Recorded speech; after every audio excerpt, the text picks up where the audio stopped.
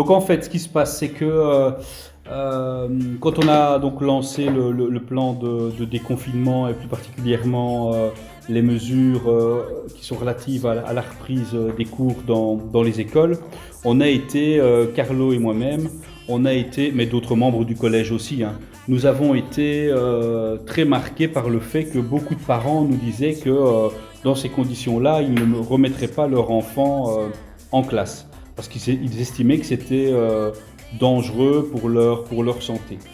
Et donc nous, au niveau du collège, on était quand même persuadés qu'il était important de pouvoir renouer le lien entre l'enseignant et l'enfant et l'élève, mais que s'il fallait déplacer une énergie aussi importante pour une reprise qui ne fonctionnerait pas, c'était complètement inutile. Et donc, on a eu l'idée vient essentiellement de Carlo, de se dire, tiens, ce serait peut-être bien de profiter de cette période-là pour renouer un lien vraiment particulier entre l'enfant et l'enseignant via des leçons particulières. Et donc là, on a d'abord sollicité nos directions d'école, qui n'étaient pas du tout contraires et hermétiques à cette idée-là. Et donc on a finalement, au niveau du collège, misé sur une reprise des cours en leçons particulières. Et les premiers retours que nous avons des parents sont très favorables. Jeudi, parce que forcément hier c'était un jour férié, on n'a pas pu poursuivre le tour de nos écoles, mais jeudi on avait entre 70 et 80% des parents de 6e primaire qui étaient séduits par l'idée de reprendre les cours de cette manière-là, parce que ils se rendaient compte que ça permettait de le faire en toute sécurité pour l'élève, mais aussi pour l'enseignant, parce qu'évidemment, il est important que cette reprise se fasse en toute sécurité pour tous les acteurs. Et donc le retour est plutôt très favorable. Donc ce qu'il reste à régler, c'est évidemment de peaufiner la prise des rendez-vous, parce que les rendez-vous doivent se faire de commun accord avec les parents. Et donc là, voilà, le travail à partir de lundi, d'ici le 18, ce sera évidemment dans un premier temps la prise de rendez-vous, qui seront étalés sur toute la semaine, avec à chaque fois un enfant face à un enseignant pendant 1h à 1h30. Voilà, tout dépendra de la situation scolaire de chaque élève. Et pour les implantations dans lesquelles on a une trentaine d'élèves en 6e primaire, là on pourrait monter à 2 enfants et 1 enseignant, ce qui veut dire que finalement il n'y a dans la classe que 3 personnes. Et ça c'est beaucoup plus rassurant pour les parents plutôt que de se retrouver à 10, d'autant plus qu'on est vraiment conscient que faire respecter à des enfants, même s'ils sont en 6e primaire et qu'ils ont 12 ans, leur faire respecter les mesures de distanciation sociale, c'est très compliqué. Pendant les pauses, les enfants vont vouloir jouer entre eux, etc. Donc ça permet vraiment de reprendre en toute sécurité. Et il y a toute la partie opérationnelle maintenant qui va se mettre en place à partir de lundi. Il y a ça. Et puis il y a aussi, avec notre personnel d'entretien, à régler toutes les mesures relatives à l'entretien des locaux. Parce que ça c'est aussi une grosse partie du travail relatif à cette reprise des cours. On a en tout cas l'obligation de suivre les recommandations de la Fédération Wallonie-Bruxelles. Donc la commune n'aurait pas le pouvoir de dire maintenant nous voilà, on ferme les écoles, on ne rentre pas dans les écoles. Non, on est obligé de suivre ces mesures. Par contre, et heureusement, la circulaire permet toute une série de libertés malgré tout. C'est-à-dire qu'au niveau de la reprise, on parle de 1 à 2 jours maximum. Donc quand on dit 2 jours maximum, ça voudrait dire qu'un seul jour pourrait être suffisant. Et d'autre part, dans cette circulaire, on ne précise pas le nombre d'heures de cours à prévoir sur une journée.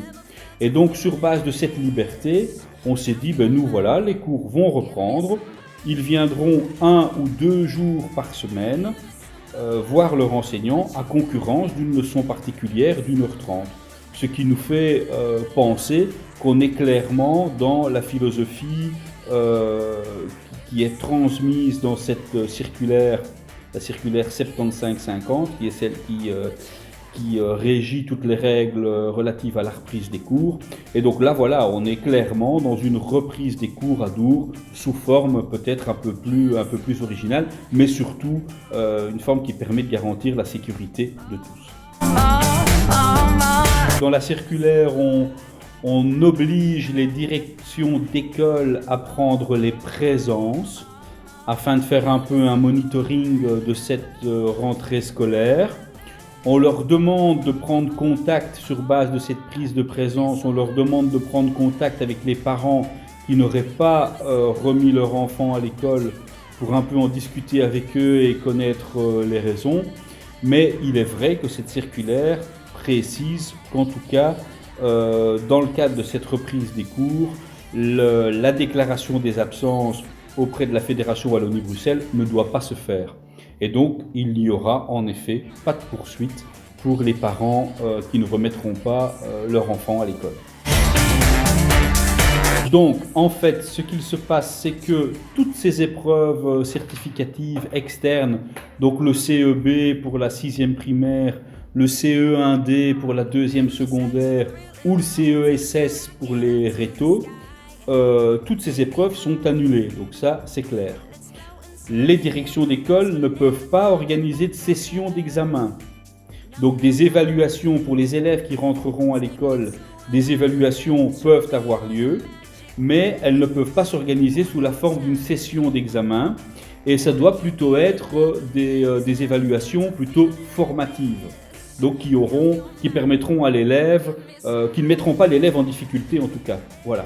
Et donc c'est sur base de ces petites évaluations-là qui pourraient avoir lieu pour les classes qui reprennent, je précise bien, les évaluations ne sont prévues que pour les classes qui reprennent, pourront avoir lieu, mais par contre c'est le conseil de classe qui, lors des délibérations de fin d'année, devra se baser sur l'évolution de l'élève, l'évolution de ses résultats, du 1er septembre jusqu'au début du confinement, donc je ne sais plus très bien la date, mais c'est plus ou moins vers la mi-mars, et c'est sur la base des résultats de l'élève du début de l'année jusqu'à la mi-mars que les différents conseils de classe se prononceront sur la réussite ou pas de chacun des élèves. On a des locaux qui vont nous permettre de rentrer normalement, de respecter bien évidemment, et là je tiens vraiment à les remercier, c'est tout le personnel d'entretien et tout le personnel communal qui travaille en amont à cette organisation, mais il est clair que le personnel d'entretien va vraiment être fort sollicité parce que là, cette circulaire préconise et liste toute une série de règles à respecter en termes d'entretien, entretien des classes, entretien de tout ce qui est susceptible d'être touché par les élèves en classe, entretien plusieurs fois par jour des toilettes également. Et donc voilà, c'est un personnel qui va être très très fort sollicité, mais en termes d'infrastructure, on n'a pas de difficulté à pouvoir rouvrir les écoles dès le 18 mai.